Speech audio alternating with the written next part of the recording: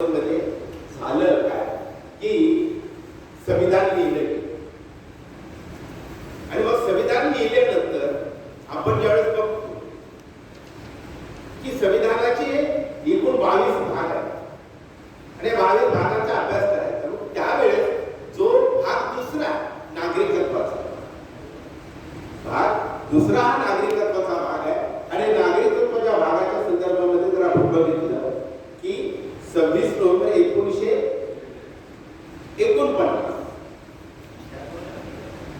संविधान समिती संपूर्ण राष्ट्राचं प्रतिनिधित्व करणारी समिती होती ज्यांनी हे संविधान स्वतःवर अर्पण केलं आणि 26 जानेवारी पासून हे लागू झालं. त्या दिवसापासून नागरिकत्वाच्या संदर्भात जी पहिली तरतूद होती आणि त्यानंतर वेळोवेळी जे बदल होत गेले हे सगळे मिळून नागरिक आहे. याच्यामध्ये येणारे सुद्धा नागरिक आहे आणि नंतरचा कायदा झालेला नागरिकत्वाचा येणाऱ्याच्या संदर्भामध्ये. पण आजच्या घडीला या देशामध्ये जन्माला आलेलं प्रत्येक मूल ते मृत्यूला गेलेली व्यक्ती आहे इथपर्यंत या देशाची प्रत्येक व्यक्ती ही नागरिक प्रत्येक व्यक्ती ही नागरिक आहे. मग या नागरिकांच्या संदर्भामध्ये महत्वाचं ज्यावेळेस आपण विचार करतो त्यावेळेस मी या नागरिकत्वाचे 3 भेद केले समजून घ्यायचे कारण ते लोकशाहीच्या दृष्टीने मग 3 पार्ट्स केलेले. पहिला भाग जो आहे तो लिहून घ्या.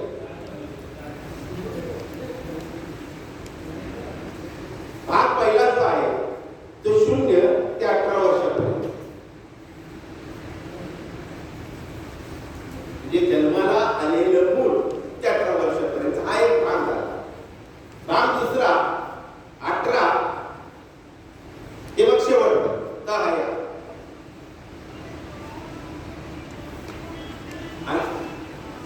म्हणजे मृत्यूपर्यंत हयात म्हणतो आपण त्याला जिवंत असेपर्यंत. आणि भाग तिसरा आहे तो भाग दुसऱ्या मधलाच घटक आहे 18 वर्षाच्या नंतरचा घटक आहे आणि तो घटक कोणता आहे की लोकशाहीनं ज्यांना लोकशाही चालवण्यासाठी जबाबदारी दिलेली आहे तो घटक आहे आणि तो घटक म्हणजे विधिमंडळ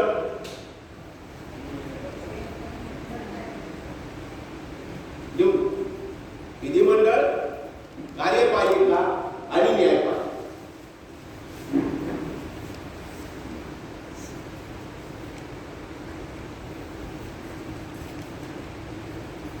आता भारताच्या संविधानाची उद्देशिका आपल्या समोर आहे इथे आपल्या समोर दिसते ना.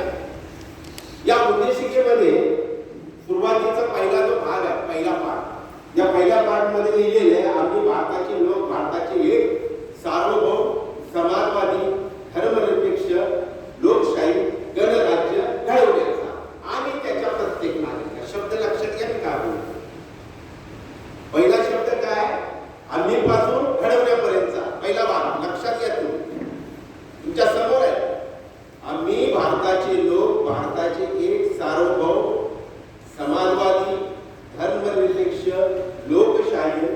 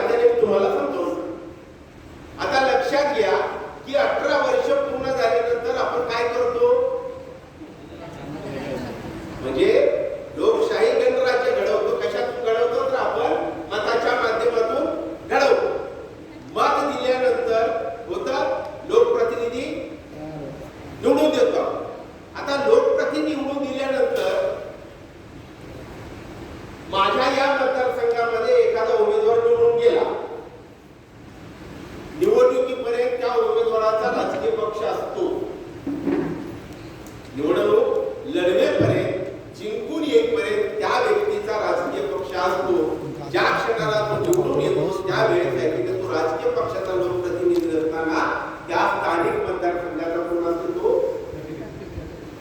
तरीही आम्ही 70 वर्षामध्ये आमच्यात बदल घडला नाही. नागरिकांमध्ये आमच्याकडे शिक्षणच कमी पडलेलं. कुठल्याही नागरिकांमध्ये बदल पडला नाही की आमच्या मतदारसंघाचा नगरसेवक कोण तर आमच्या पक्षात आम्ही म्हणतो. आमच्या मतदारसंघाचा आमदार कोण तर आम्ही आमच्या पक्षाचा म्हणतो. आमच्या मतदारसंघाचा खासदार कोण तर आम्ही काय म्हणतो आमच्या पक्षाचा म्हणतो. तर याच्या पुढे तुम्ही आज कार्यशाळेमध्ये शिकत असताना लक्षात घ्यायला पाहिजे की मी भारताचा नागरिक. याच्या पुढे ज्यावेळेस माझ्या मतदारसंघामधला एखादा उमेदवार निवडून जाईल त्यावेळेस तो राजकीय पक्षाचा नसता, तो आमचा लोकप्रतिनिधी असतो.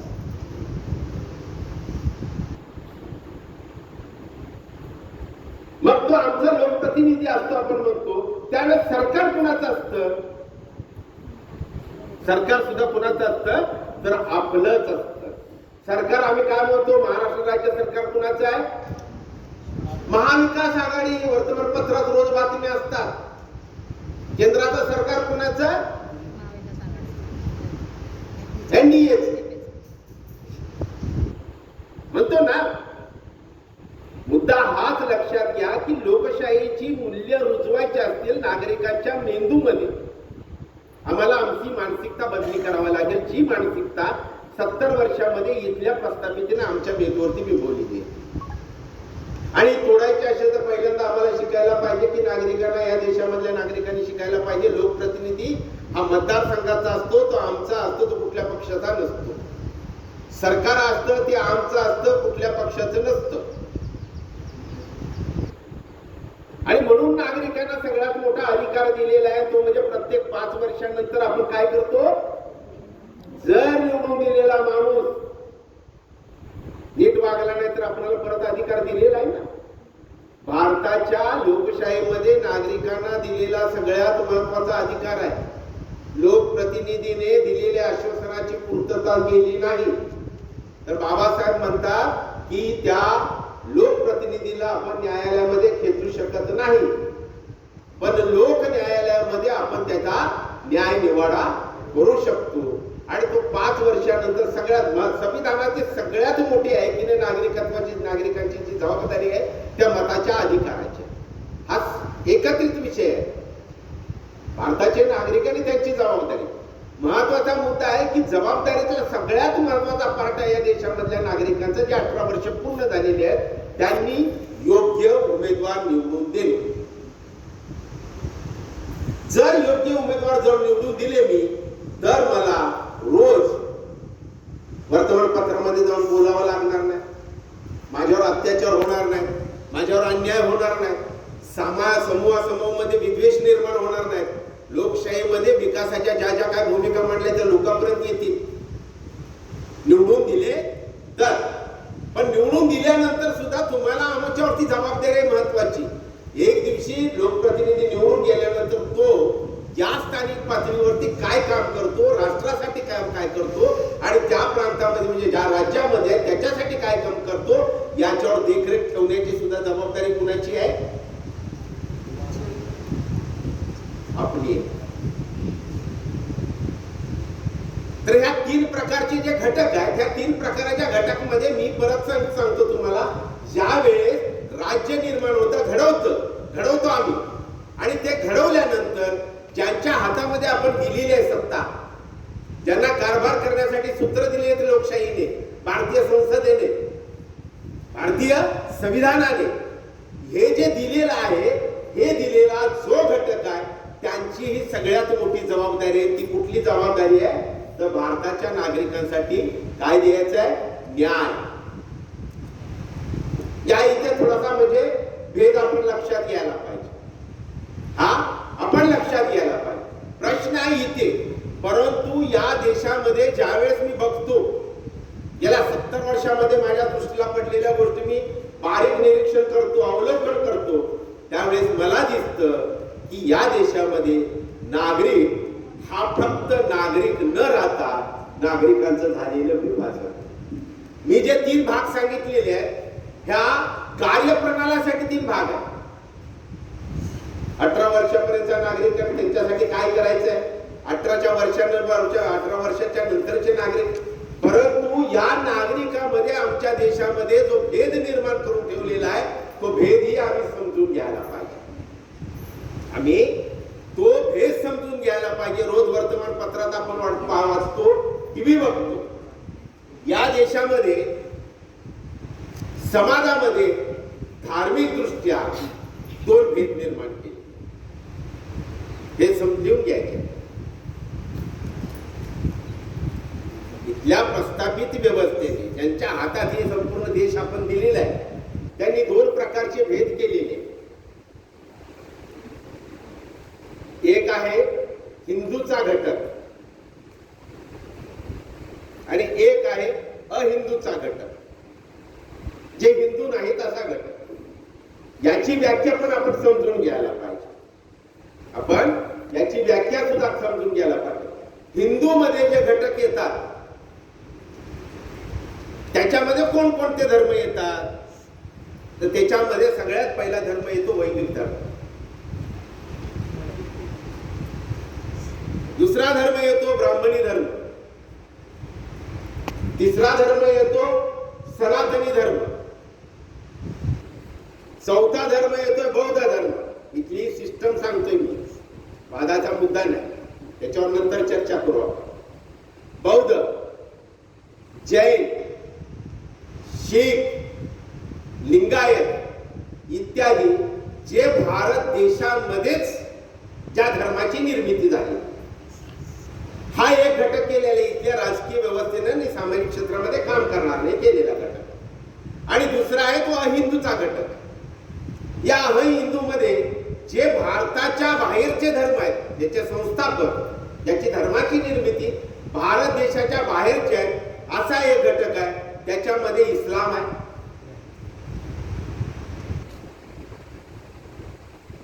ख्रिश्चन आहे, ज्यू आहे आणि पारसी.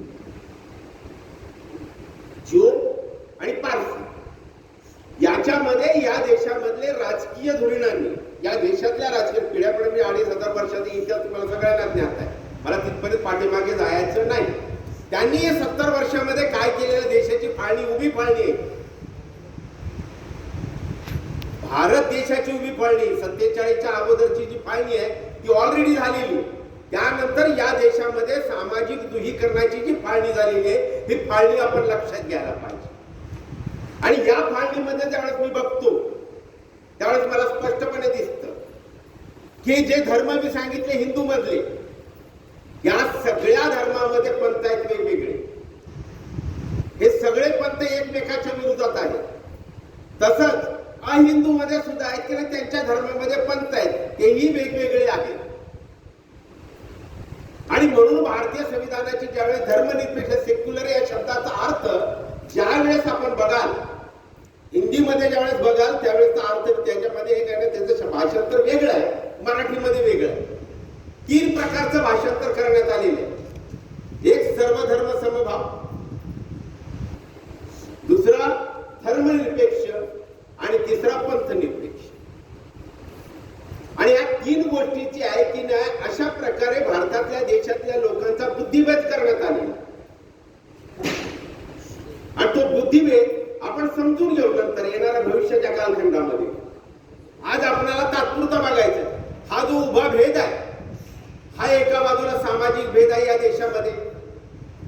म्हणजे भारतीय संविधानानं जे अनुच्छेद 14 मध्ये सांगितलेलं आहे, जात, धर्म, भाषा, प्रांत, वंश, लिंग अशा प्रकारचा आणि जन्म याचा कुठलाही भेद मानणार नाही.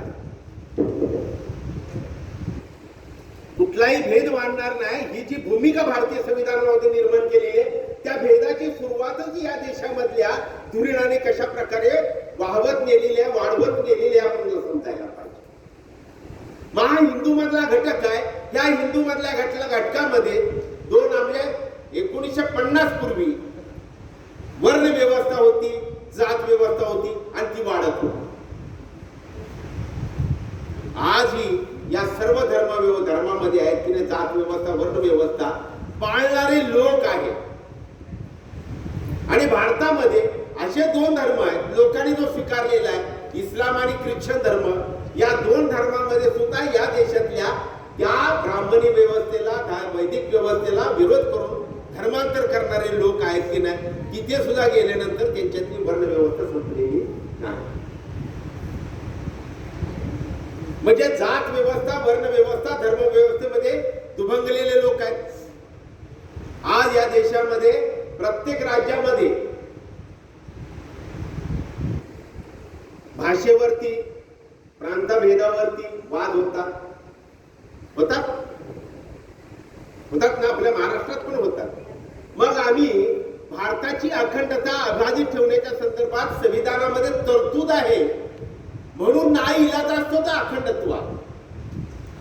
म्हणजे इथले राजकारणी, इथले समाजकारणी या देशाचा अखंडत्व टिकवण्याच्या संदर्भात किती कार्यरत याचा आपल्याला विचार करायचा. भाषेचा वाद चालू आहे सगळीकडे. भारतीय संविधानानं वंश नाकारलेला आहे, तरी या देशामध्ये आहे की नाही आर्यवंशीय, द्रविड वंशीय आणि अनार्य वगैरे हे वंश मानणारे पण लोक आहेत ना सध्या. सातत्याने बोलणारे, मानणारे असतील की नसतील मला माहिती नाही, बोलतात ना. संविधानाच्या विरोधात कृत्य करणारे आहेत की नाही या देशामधले सगळे आहेत. तर ह्या सगळ्या जातीमध्ये आणि सगळ्या वर्णामध्ये लोक आहेत. भारत एक संघ राहणार कसा? भारताची लोकशाही जगणार कशी? भारताचं संविधान वाचणार कसं? कारण बाबासाहेबांचं नाव घेऊन या देशातला कुठलाही राजकीय पक्ष असे नका, या देशामधला कुठलीही संस्था असे ना, कुठलीही म्हणजे ज्याला म्हणतो विचारवंत असे ना का, हे सगळेजण भारताचं संविधान म्हटलं तर बाबासाहेबांचं नाव घेतल्याशिवाय पुढे जाऊ शकत नाहीत. आणि बाबासाहेबांनी सांगितलेल्या सगळ्या भूमिकेला छेद देण्याचं काम सुद्धा या देशामध्ये सातत्यानं घडत आहे. मी सांगणार नाही, कोणाची नावं घेणार नाही, तुम्ही अभ्यास करा. इथं बसलेले सगळे अभ्यास. चुका या देशामध्ये आपल्याकडूनच घडत आहेत, या नागरिकाकडून. कारण नागरिक शहाणा बनत नाही.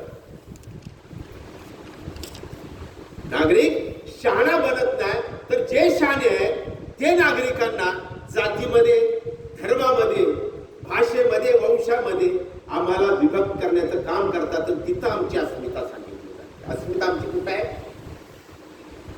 आमची जातीशी अस्मिता आहे, आमची धर्माशी अस्मिता आहे, आमची राष्ट्राशी अस्मिता आहे का? तुम्ही स्वतःच्या मनाला प्रश्न विचारायचे. तुम्ही स्वतःच्या मनाला प्रश्न विचारायचे. आणि तुम्हालाही जर पटत असेल तर तुमचा मार्ग प्रत्येकाला मोकळा आहे, प्रत्येकाला मोकळा. भारताचा अखंडत्व टिकवायचा आहे ना, अखंडत्व टिकवायचं असेल तर माणसाच्या मनातलं अखंडत्व आपल्याला टिकवणं सगळ्यात महत्वाची गोष्ट आहे. आणि ते टिकवण्यासाठी तुमची आमची सगळ्यांची जबाबदारी. तुम्ही कोण आहोत? भारताचे नागरिक आहोत. लोकशाही जगामध्ये निर्माण होण्याच्या अगोदरचा कालखंड, कारण नागरी हा शब्द जो आलेला आहे, लोक फिरत होते, टोळ्याने फिरत होते. स्थायिक होण्याची ज्यावेळेस प्रक्रिया चालू झाली मानवी उत्क्रांतीच्या इतिहासामध्ये, आणि नदीच्या किनाऱ्यावर लोक स्थायिक होऊ लागले, नगर वसवू लागले. नगर ज्यावेळेस वसवू लागले त्यावेळेस नागरी व्यवस्था निर्माण झाली. लोकशाही मधली नागरी व्यवस्था ग्रामीण पण आहे आणि शहरी पण. आणि लोकशाहीमध्ये नागरी व्यवस्थेमध्ये नागरिक झाला. नागरिक म्हणजे फक्त शहरातला नागरिक असू शकतो का? लोकशाहीमध्ये तो खेड्यातलाही नागरिकच असू शकतो. कारण लोकशाहीने त्याच्यासाठी लोकशाही निर्माण केली.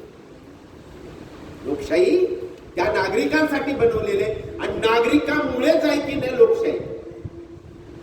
लोकांनी लोकांसाठी निर्माण केलेलं लोकशाही. बरोबर आहे की नाही? मुद्दा असा आहे की हा जो भेद आपण लक्षात घ्यायला पाहिजे.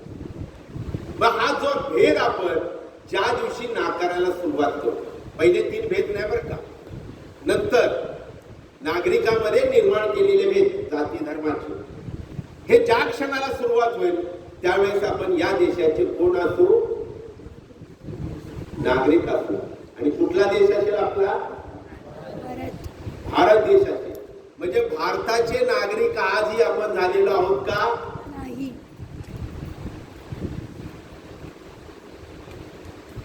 ज्या क्षणाला भारताचे नागरिक होऊ त्यावेळेस माझ्या डोक्यातून माझा धर्मच आहे.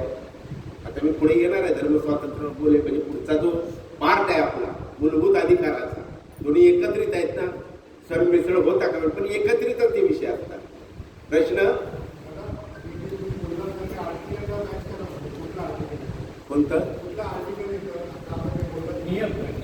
आर्टिकल 14. हा, म्हणजे भारतीय संविधानामधलं मूलभूत अधिकारामध्ये आर्टिकल 14 जो आहे तो भेद नाकारणार. तो भेद नाकारणार. मूलभूत अधिकारामध्ये मी याचं जास्त विश्लेषण करणार आहे पुढच्या वेळेस. तर मुद्दा कसा मध्ये याचं रिपीट पण होईल, वारंवारता होणार आहे, कारण जे सत्य आहे ते सांगताना वारंवारता होणारच आहे निश्चितपणे. तर आपण ही गोष्ट लक्षात ठेवायला पाहिजे की आम्हाला विभक्त व्हायचं नाही. मग या ठिकाणी एखादा बौद्ध नेता आला, वाईट कुणी वाटायचं नाही, म्हणजे बौद्ध समाजाचा नेता, बौद्ध नेता म्हणण्यापेक्षा बौद्ध समाजाचा नेता आला आणि त्याने सांगितलं की जे काय करायचं फक्त बौद्धांसाठी भारताचं संविधान आहे, तर तुम्हाला त्याला विरोध करता येईल. त्या रस्त्यावर आला, भारताचं संविधान फक्त हिंदूसाठी म्हणणारा, त्याला विरोध करता येईल. भारताचं संविधान फक्त अमुक या धर्मासाठी म्हणणाऱ्याला विरोध करायला पाहिजे. जातीची अस्मिता आम्हाला टाळता यायला पाहिजे. भारतीय संविधानामध्ये तुम्हाला माहिती असेल की भारतीय संविधानानं या देशामधली वर्ण व्यवस्था संपुष्टात आणली. आम्हाला सांगितली जाते का वर्ण व्यवस्था संपुष्टात आणली? सांगितली जाते. माझ्या सगळ्या बांधवांना माहिती इथं बसलेल्या वर्ण व्यवस्था विचारले की तो सगळं सांगत असतो. वर्ण व्यवस्थेमध्ये जी आहे ना, म्हणजे मूलभूत अधिकाराच्या वेळेस विश्लेषण करणे, पण थोडक्यात मी सांगतो. वर्ण व्यवस्थेच्या मध्ये ज्यावेळेस आम्ही बघू तर प्रत्येक वर्णाला अधिकार आणि त्यांचे कायदे वेगळे असायचे. ते भारतीय संविधानानं मोडीत काढले. आणि त्या मूलभूत अधिकारामध्ये मी सांगणार आहे तुम्हाला. महत्वाचा मुद्दा आहे की पहिलं जे सत्र आहे आमचं ते भारतीय नागरिकत्वाच्या संदर्भात आहे. आणि आता तुम्ही मला सांगायला पाहिजे की मी ज्या थोडक्या प्रमाणात थोड्याशा शब्दामध्ये नागरिकत्वाच्या संदर्भामध्ये जे विश्लेषण केलेलं आहे ते तुमच्या लक्षात आले लक्षामध्ये? जर लक्षात आलं असेल तर मी क्षणभर इथं थांबणार आहे आणि मग जबाबदारीवरती पुढचं सत्र लगेच चालू करणार. कारण त्यापुढे आहे ना तुमच्या जबाबदारीवर बोलणार आहे, नागरिकांच्या जबाबदारीवरती. त्यासाठी मी क्षणभर थांबणार आहे